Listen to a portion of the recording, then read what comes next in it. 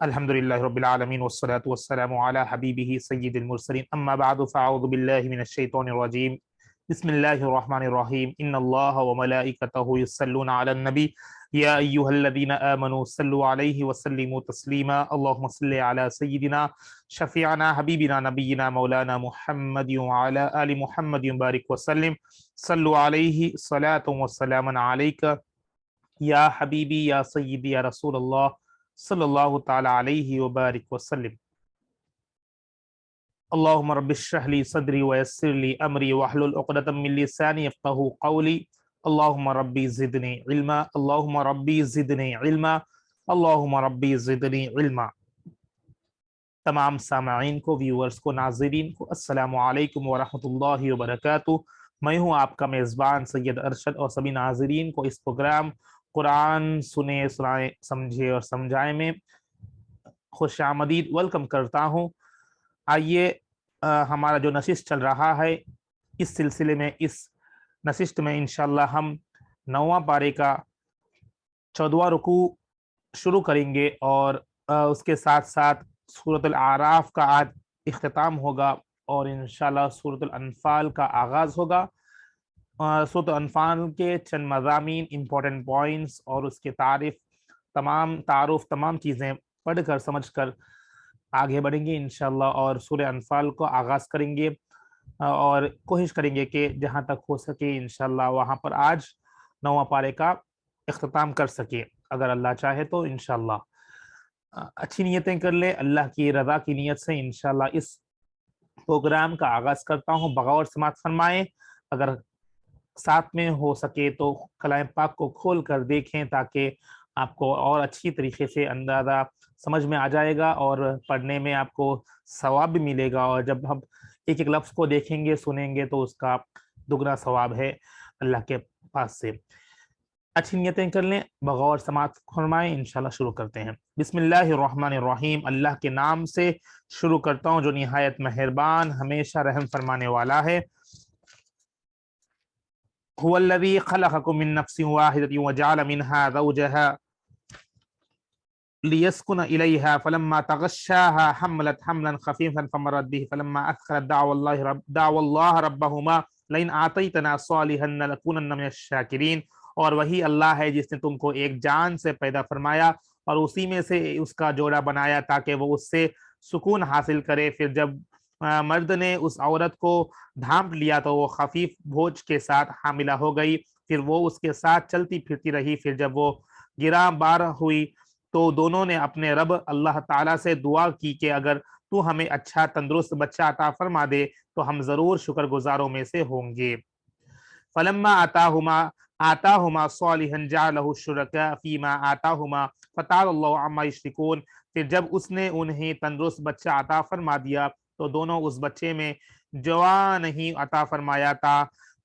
فرمایا تھا اس کے لیے شریک ٹھہرانے لگے، تو اللہ نے ان کے شریک بنانے سے بلند برتر ہے۔ ایشرکون ما لا یخلق شیئا وهم یخلقون، کیا وہ ایسوں کو شریک بناتے ہیں جو کسی چیز کو پیدا نہیں کر سکتے اور خود پیدا کیے گئے ہیں۔ وَلَا يَسْتَطِيعُونَ لَهُمْ نَصْرًا وَلَا أَنفُسَهُمْ يَنصُرُونَ، اور نہ وہ ان مشرکوں کی مدد کرنے پر قدرت رکھتے ہیں اور نہ اپنے آپ ہی کی مدد کر سکتے ہیں۔ یہاں پر یہ سلسلہ میں آپ سماعت کر رہے ہیں کہ کس طرح اللہ تعالیٰ تخلیق فرمایا۔ جب دونوں نے رجوع ہو کر اللہ کے پاس دعا مانگی تو ایک بچے کو لیے دعا فرمائے تو اللہ نے بچہ عطا کر دیا۔ پھر وہ لوگ اس کو ہی یعنی اللہ کے یہاں شریک کرنے شروع کر دیے، یعنی معبودان باطلہ کو پھر سے اللہ کے یہاں شریک ٹھہرانا شروع کر دیے۔ اور وہ کس کو شریک ٹھہرا رہے؟ جس کو اللہ نے پیدا فرمایا، مطلب جو خود اپنے خودی سے کسی کو پیدا نہیں فرما سکتا بلکہ اللہ نے اسے ہی پیدا فرمایا، تو وہ لوگ اللہ کو اس کو شریک کرنا شروع کر دیے، جو کہ غلط ہے، غلط عقیدہ ہے۔ یہاں وہی بتا رہا ہے، کیا وہ ایسوں کو شریک بناتے ہیں جو کسی چیز کو پیدا نہیں کر سکتے اور وہ خود پیدا کیے گئے ہیں۔ مطلب دنیا میں ہی لوگوں کو وہ لوگ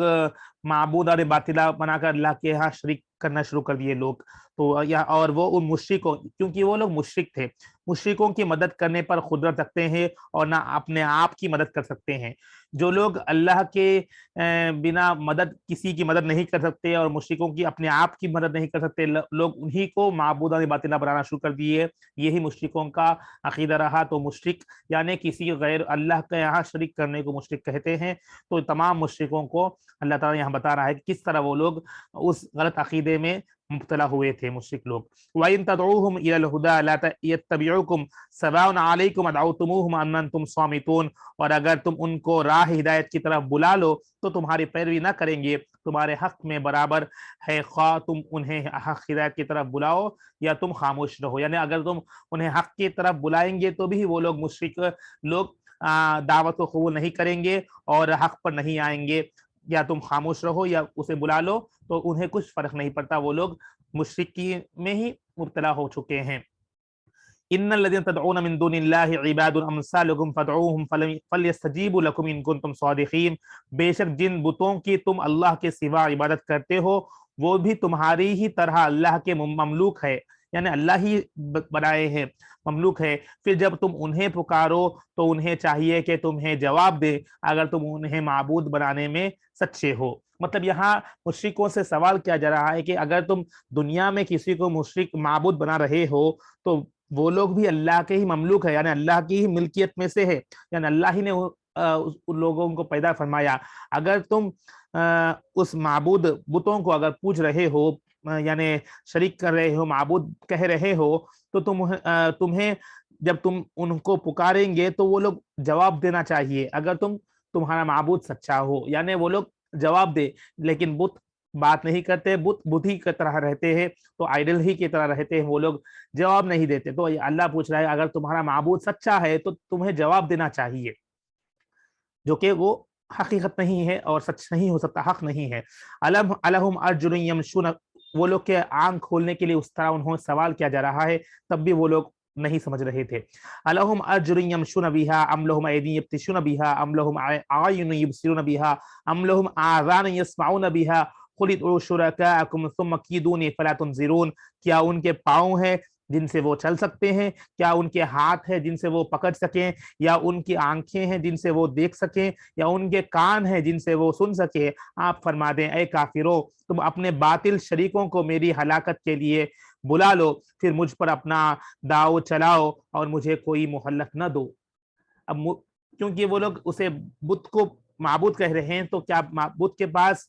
ہاتھ ہے، پاؤں ہے چلنے کے لیے؟ کیا وہ چل رہا ہے؟ کیا وہ دیکھ رہا ہے؟ کیا وہ سن رہا ہے؟ تو یہ تمام چیزیں ان سے پوچھا جا رہا ہے۔ ان کفار سے ان ولی اللہ الذی نزل الکتاب وهو يتولى الصالحین، بے شک میرا مددگار اللہ ہے جس نے کتاب نازل فرمائی ہے اور وہی صالحہ کی بھی نصرت و ولایت فرماتا ہے۔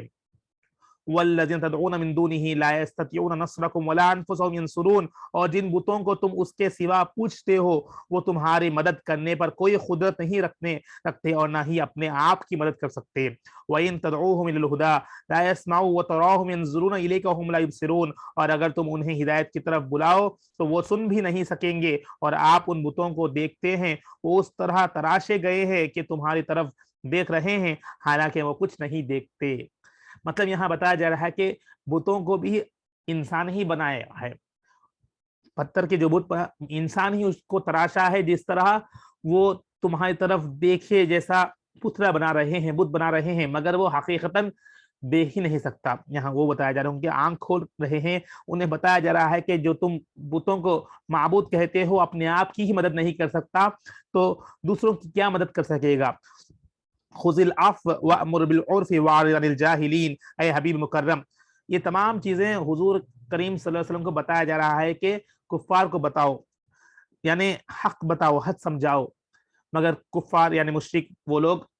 سن رہے ہی نہیں تھے، وہ لوگ ان کے آنکھ نہیں کھل رہے تھے، حالانکہ وہ لوگ جس طرح پچھلے نشست میں آپ نے دیکھا ہے کہ تمہیں کیا وہ لوگ کے آنکھ ہے، وہ لوگ دیکھ رہے ہیں مگر ان کے آنکھوں پر پردہ ڈال دیا گیا ہے، کانوں پر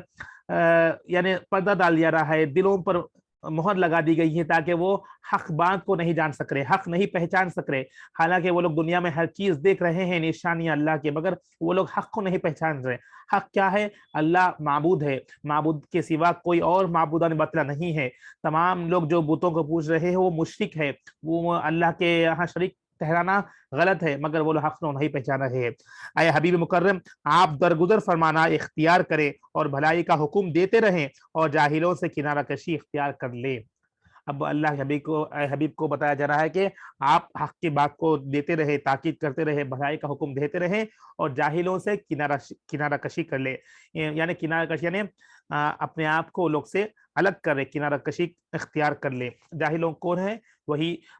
کفار اور مشرکوں کے بارے میں۔ وَإِمَّا يَنزَغَنَّكَ مِنَ الشَّيْطَانِ نَزْغٌ فَاسْتَعِذْ بِاللَّهِ إِنَّهُ سَمِيعٌ عَلِيمٌ، اور اے انسان اگر شیطان کی طرف سے کوئی وسوسہ ان امور کے خلاف تجھے ابھارے تو اللہ سے پناہ طلب کیا کر، بے شک وہ سننے والا جاننے والا ہے۔ اب یہاں پر ہم کو تاکید کی جا رہی ہے، ہم کو یعنی انسان میں ہر کوئی آتا ہے،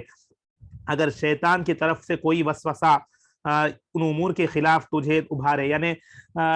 معبودان باطلہ کی طرف رجوع ہونا، یعنی مشرکوں یعنی کسی بتوں کو شریک ٹھہرانا، ایسے اگر آپ کو وسوسے آتے ہو تو شیطان کی طرف سے اگر تجھے وسوسے آئے، ابھارے، یعنی دل اس طرف لگاؤ ہو جو دنیا کی طرف، یا یعنی کفار کے جو غلط عقیدوں کی طرف اگر الجھاؤ ہو رہا ہے، اگر نفس ابھارے، شیطان تجھے ابھارے تو اللہ سے پناہ طلب کیا کرو، یعنی فاستعذ باللہ، اللہ سے پناہ طلب کیا کرو، بے شک وہ سننے والا جاننے والا ہے۔ یہاں پر بتاتا چلوں کہ کبھی بھی آپ کو اگر گناہ کا بھی وسوسہ آئے، یعنی شیطان کی طرف سے اگر آپ کو غلط خیال آ رہے ہو، گناہ کی طرف اگر الجھان ہو رہا ہو، یا کچھ غلط کام کی طرف جو اسلام شریعت آپ کو منع کرتی ہے اس طرف اگر آپ کو الجھاؤ ہو رہا ہو، تو ہمیشہ اللہ سے پناہ مانگنا ہے، طلب کرنا ہے۔ کیسا آسان انداز ہے، اعوذ باللہ من الشیطان الرجیم، جب ہم یہ پڑھیں گے تو شیطان وسوسے، شیطان کے وار ہم سے بچیں گے، اس سے بچیں گے اور وہ دور ہو جائے گا شیطان۔ تو اعوذ باللہ کا ورد کرنا ہے، اور ساتھ میں سوم کلمہ جسے ہم کہتے ہیں لا حول ولا قوت الا باللہ العلی العظیم، اس کا بھی ورد کرنے سے انشاءاللہ تمام شیطان کے جو ابھارے ہوئے گناہ ہی صحیح یا گناہ بھی ہو یا غلط کام ہو، تمام چیزوں سے، ان شیاطین کے وار سے بچیں گے انشاءاللہ۔ اس کو یاد رکھے اور عمل پہ کوشش کرے۔ ان الذین اتقوا اذا مسهم طائف من الشیطان تذکروا فاذا هم مبصرون، بے شک جن لوگوں نے پرہیزگاری اختیار کی ہے، جب انہیں شیطان کی طرف سے کوئی خیال بھی چھو لیتا ہے تو وہ اللہ کے امر و نہیں اور شیطان کے دجل عداوت کو یاد کرنے لگتے ہیں،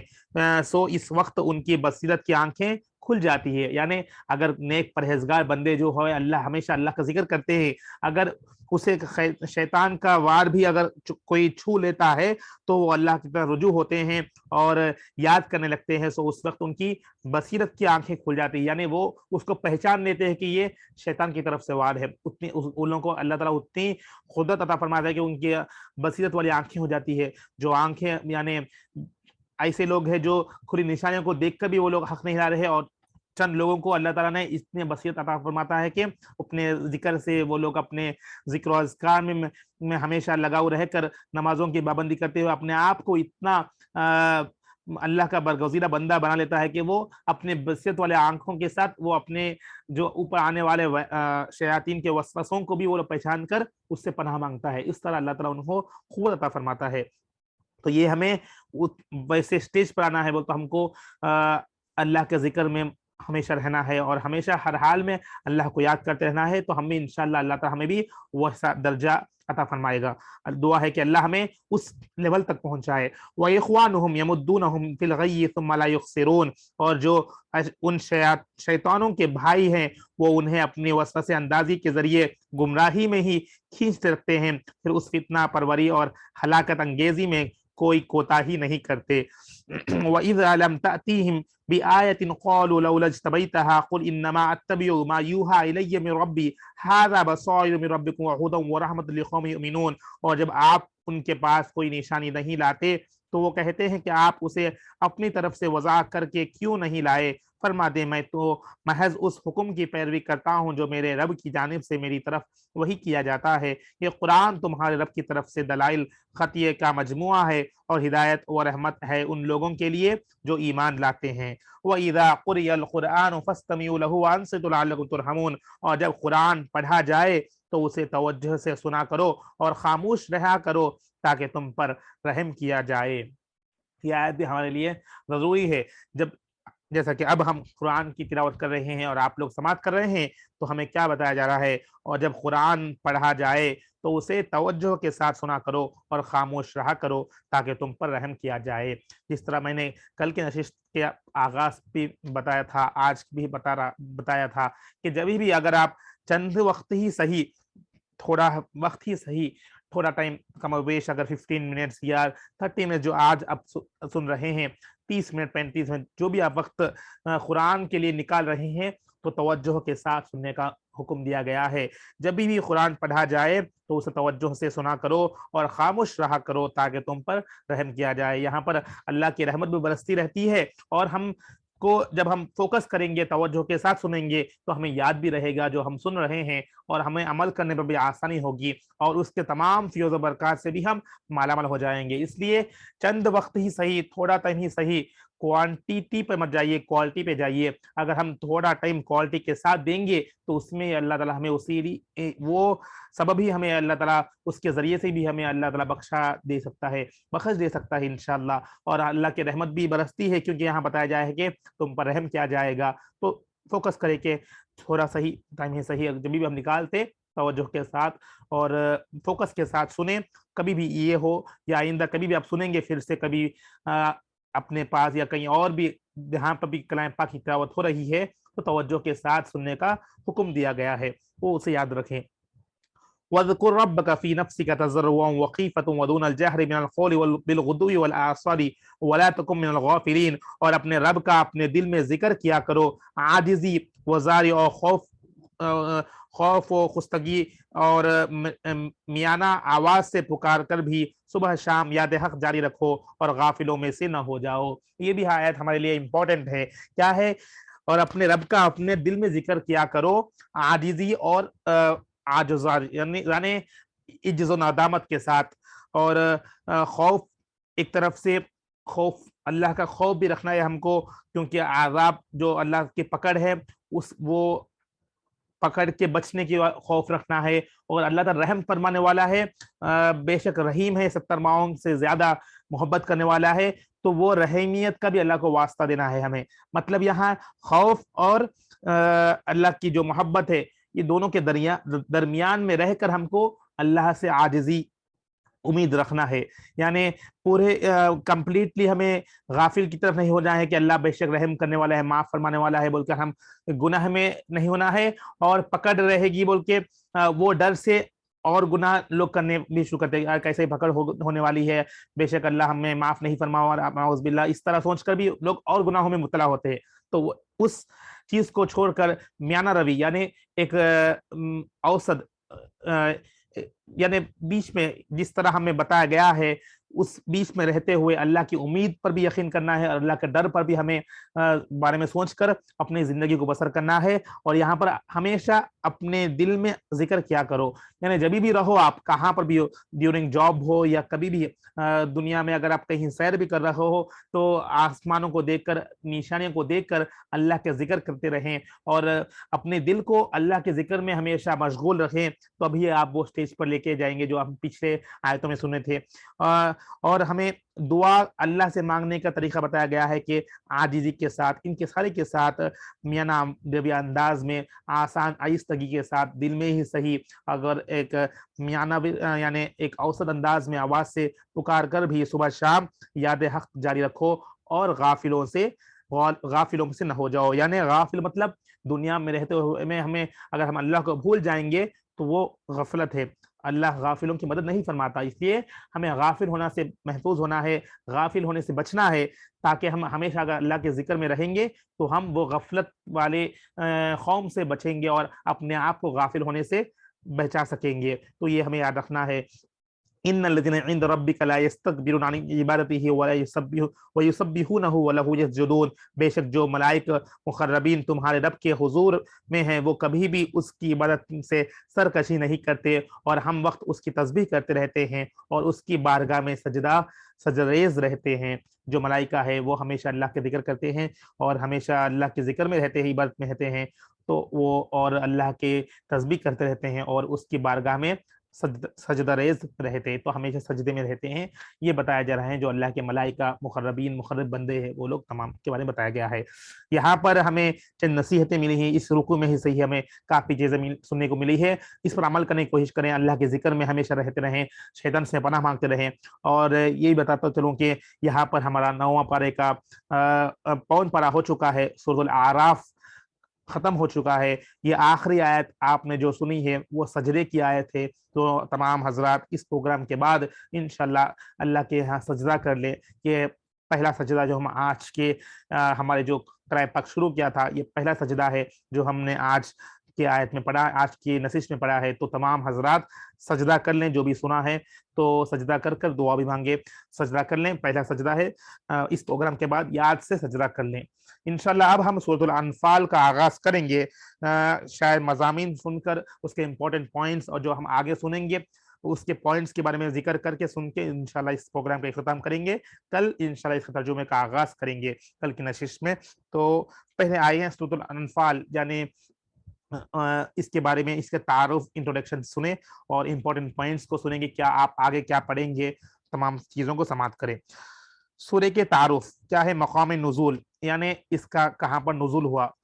ये सूरह मदनी सूरह कहलाता है.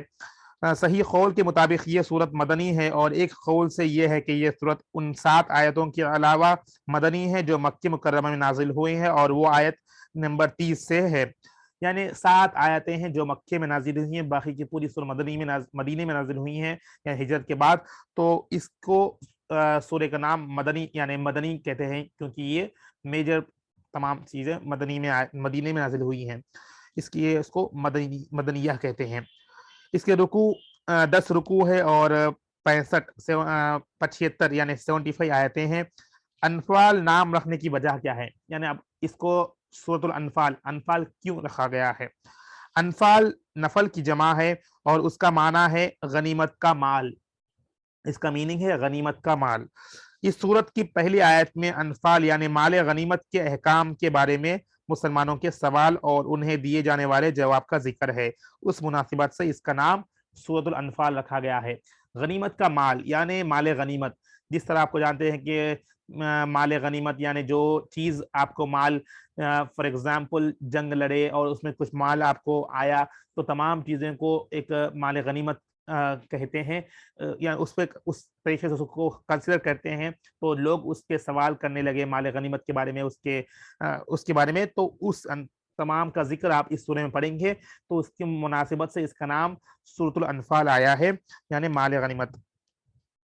अब इसके पॉइंट्स क्या है, मज़ामीन, इंपॉर्टेंट पॉइंट जो आप आगे इसमें क्या पढ़ेंगे वो समाप्त करें. इस सूरत का मरकजी मजमून, ओवरऑल समरी क्या है, मेन पॉइंट क्या है कि उसमें माल गनीमत के अहकाम, गज़वे बदर का तफसीली वाक़या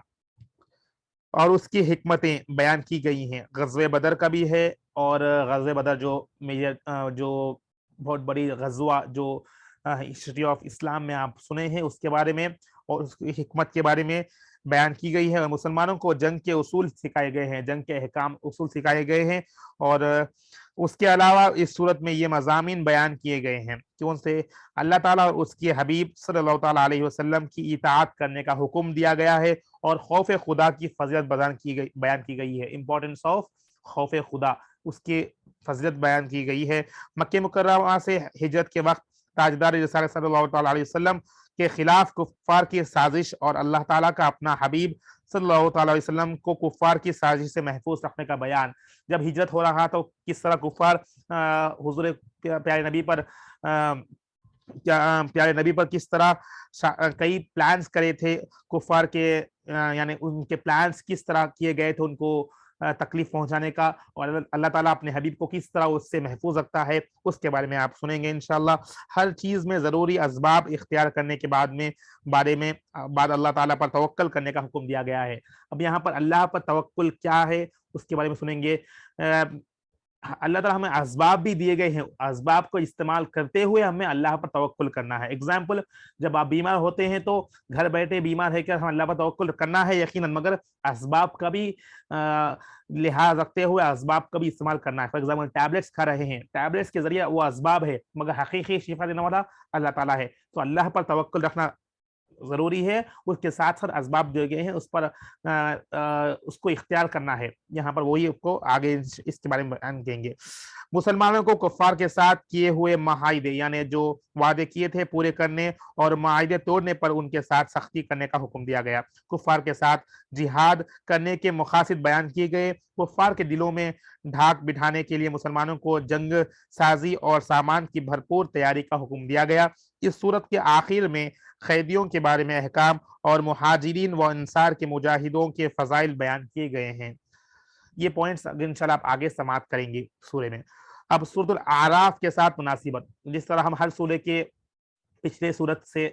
کس طرح لنک ہے وہ سماعت کرتے ہیں، کیا لنکیج بٹوین، مطلب اس میں کیا ہے، اس میں کیا ہے، اس کے دو سورتوں کے بیچ میں لنک کیا ہے، وہ بھی آپ حکمت سماعت کریں گے۔ سورہ انفال کی اپنے سے ماقبل صورت یعنی پہلے صورت سورہ اعراف کے ساتھ مناسبت لنک یہ ہے کہ سورۃ الاعراف میں مشہور رسول علیہ السلام کے اپنی قوموں کے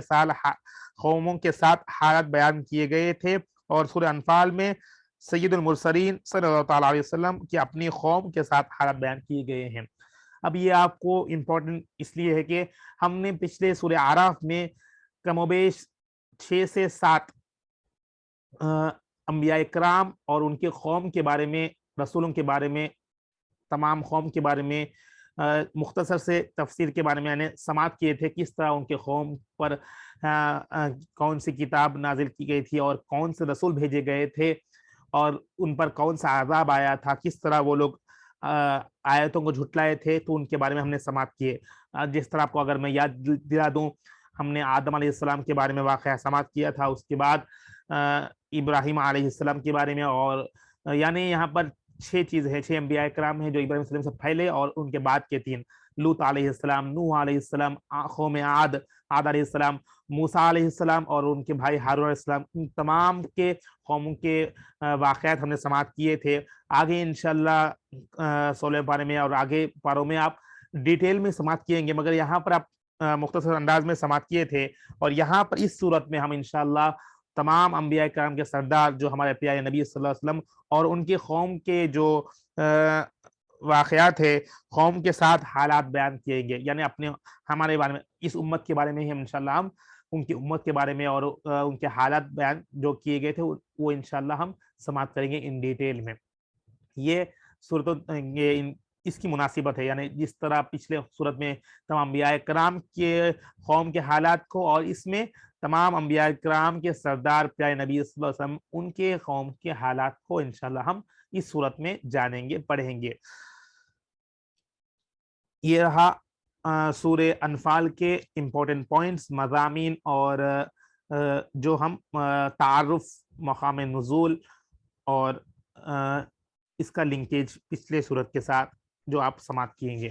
تو انشاءاللہ اگر ہو سکے تو ہم 1-2 آیت پڑھیں گے تاکہ حصول برکت کے لیے، اس کے بعد انشاءاللہ اس پروگرام کا آج کی نشست کا اختتام کریں گے۔ کل انشاءاللہ پھر سورہ انفال سے شروع کریں گے۔ بسم اللہ الرحمن الرحیم، اللہ کے نام سے شروع جو نہایت مہربان ہمیشہ رحم فرمانے والا ہے۔ یسألونک عن الانفال قل الانفال للہ والرسول فاتقوا اللہ واصلحوا ذات بینکم واطیعوا اللہ ورسولہ ان کنتم مؤمنین۔ اے نبی مکرم، آپ سے اموال غنیمت کی نسبت سوال کرتے ہیں، فرما دیجئے اموال غنیمت یعنی مال غنیمت کے مالک اللہ اور رسول ہے، سو تم اللہ سے ڈرو اور اپنے باہمی معاملات کو درست رکھا کرو، اور اللہ اور اس کے رسول صلی اللہ علیہ وسلم کی اطاعت کیا کرو، اور اگر تم ایمان والے ہو۔ پہلی آیت میں ہی آپ جس طرح سنے تھے پہلے کہ اس آیت میں ہی آپ مال غنیمت کے بارے میں پڑھیں گے، اور بتایا جا رہا ہے کہ مال غنیمت کے مالک کون ہے؟ اللہ اور رسول صلی اللہ علیہ وسلم ہے، یعنی جو مال آپ کو پاس آیا ہے غنیمت، یعنی ٹیکس یا جزیہ ہو یا تمام چیزیں جو بھی مال آپ کے پاس جو جنگ سے اگر آپ جیت کر آئے ہیں تمام چیزیں مال غنیمت کہلاتا ہے، اس کے مالک اللہ اور اس کے رسول صلی اللہ علیہ وسلم ہیں۔ اور اس کے بارے میں اب ہمیں تاکید کی جا رہی کہ اللہ سے ڈرو اور اپنے باہمی معاملات کو درست کرو، جو اپنے معاملات ہے اس کو درست کرو، درست رکھا کرو، اور اللہ اور اس کے رسول صلی اللہ علیہ وسلم کی اطاعت کیا کرو۔ اور اگر تم ایمان والے ہو، اگر ہم ایمان والے ہیں تو اللہ اور اس کے رسول کی اطاعت کا حکم دیا جا رہا ہے۔ اب اپنے آپ کو سیلف اسسمنٹ کر رہے ہیں، اگر ہم اللہ کی اطاعت رسول کی اطاعت نہیں کر رہے ہیں تو ہم ایمان والے ہیں یا ہمارا ایمان کمزور ہے، یہ اپنے آپ پر ہم اسسمنٹ کرنا ہے، کیونکہ یہاں بتایا گیا ہے کہ اگر تم ایمان والے ہو تو اللہ اور اس کے رسول صلی اللہ علیہ وسلم کی اطاعت کیا کرو۔ اس آیت میں صرف ٹرانسلیشن ہی ہے، اس کا ڈیٹیل تفاصیر تو کئی آپ سماعت کیے گے علماء کرام کے پاس، مگر جس ٹرانسلیشن سے یہ آپ کو سمجھ میں آ گیا ہے کہ اگر آپ ایمان والے ہو، سچے ایمان والے ہو، تو اللہ اور اس کی رسول کی اطاعت کیا کرو۔ اگر ہم نہیں کر رہے ہیں تو ہمارا ایمان کتنا کمزور ہے، ہم خود اس کا سیلف اسسمنٹ کرنا ہے۔ انشاءاللہ ہم اس آیت پر ہی انشاءاللہ ہم آج کی سنسس کا اختتام کرتے ہیں۔ اگر کسی کو کچھ ڈاؤٹس ہو تو آپ لوگ اپنے فیڈ بیک کمنٹس کے ذریعے سے ہمیں یوٹیوب پر بھی سماعت کر سکتے ہیں، اور اس کا کمنٹس میں اپنا فیڈ بیک دیں، سوال کر سکتے ہیں، انشاءاللہ میں معلومات کروں گا، پوچھوں گا، اور دور دور تک اس پروگرام کے بارے میں اپنے احباب کو، دوست احباب کو، اپنے عزیز و اقارب کو بھی پہنچائیں، فارورڈ کریں۔ لنک آپ دیکھ سکتے ہیں، آپ کو پتا ہے اسلام انلائٹنرز چینل ہے یہ، تو اس کے بارے میں آپ فارورڈ کریں تاکہ سب لوگ اس کا سماعت کر سکیں، اور جب بھی یہ پروگرام ہو رہا ہے انشاءاللہ اس کو تمام لوگوں کو اس کا لنک بھی شیئر کریں۔ اب اوپن پلیٹ فارم کرنے والا ہوں انشاءاللہ میں،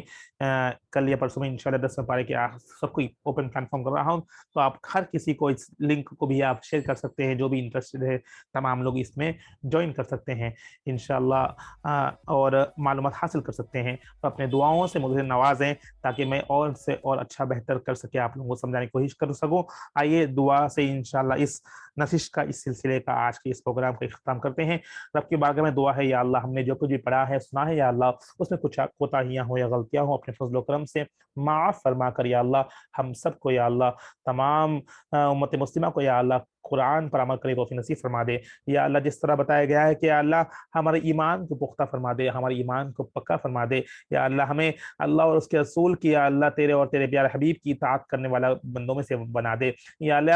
اللہ ہم سب کو، یا اللہ اطاعت گزار بندے بنا دے، یا اللہ اطاعت گزار بندے بنا دے۔ یا اللہ تیری جو شریعت آئی ہے اللہ اس پر ہمیں عمل کرنے والا بنا دے۔ یا اللہ جس طرح یا اللہ ہمیں شیاطین کے وار سے، شیطان کے وسوسوں سے یا اللہ ہمیشہ محفوظ فرما دے، گناہوں سے دور فرما دے، گناہوں سے نفرت فرما دے، نیک اعمال کرنے والا بنا دے، اس کی رغبت نصیب فرما دے، یا اللہ اس میں جستجو نصیب فرما دے، نیک کاموں میں یا اللہ اپنے زندگیوں کو بسر کرنے والا بنا دے۔ یا اللہ شیطان کے وسوسوں سے ہمیں محفوظ فرما دے، یا اللہ ہم کو تیری پناہ میں نصیب فرما دے، تیری پناہ میں لے لے، اور تمام شیاطین کے نفسانی خواہشات سے محفوظ فرما دے، جس طرح یا اللہ بتایا گیا ہے، یا اللہ اس پر یا اللہ تیرے کلام پاک پر عمل کرنے والا بنا دے۔ یا اللہ جنہوں نے بھی دعاؤں کے واسطے کہا ہے تمام کے نیک جائز مقاصد کو پورا فرما دے۔ جو یا سامعین سماعت کر رہے ہیں، سن رہے ہیں، وقت نکال رہے ہیں، یا اللہ ہم کے تمام کو نیک جائز مقاصد کو پورا فرما دے۔ اس یا اللہ یہاں پر بیٹھ کر سننا، پڑھنا، یا اللہ اسے اپنے فضل و کرم سے اپنی بارگاہ میں قبول بنا دے، ذریعہ نجات بنا دے۔ یا اللہ ہم سب کو یا اللہ اس چھوٹی کاوش جو لے کر شروع کیے ہیں، یا اللہ اسے استقامت نصیب فرما دے۔ یا اللہ ہر روز یا اللہ وقت نکالنے والا بنا دے، نکال کر یا اللہ تیرے کلام پاک کو سمجھ کر پڑھنے والا بنا دے۔ یا اللہ ہم کو کلام پاک کا ادراک نصیب فرما دے، قرآن کا فیض نصیب فرما دے، اس کے برکت سے یا اللہ ہمارے دلوں کو منور فرما دے، دلوں کے زنگ کو، میل کو دور فرما دے۔ یا اللہ ہم سے راضی ہو جا، ہم سے راضی ہو جا، ہم سے راضی ہو جا، ہمارے والدین کی، اساتذہ، عزیز و اقارب، امت مسلمہ تمام کی بخشش مغفرت فرما دے۔ یا اللہ جہنم کی آگ سے محفوظ فرما دے، جنت میں اعلیٰ سے اعلیٰ مقام نصیب فرما دے، تمام کی بخشش مغفرت فرما دے۔ یا اللہ ایمان پر خاتمہ بالخیر نصیب فرما دے، ایمان پر خاتمہ بالخیر نصیب فرما دے، مرتے وقت پیارے نبی کے ہاتھوں سے جامع کوثر بھی نصیب فرما دے۔ اللہم ربنا تقبل منا انک انت السمیع العلیم وتب علینا انک انت التواب الرحیم، وصلی اللہ تعالی علی خیر خلقہ نور عرشہ محمد وعلی آلہ واصحابہ اجمعین برحمتک یا ارحم الراحمین، والحمد للہ رب العالمین، بحق لا الہ الا اللہ محمد رسول اللہ صلی اللہ تعالی علیہ وبارک وسلم۔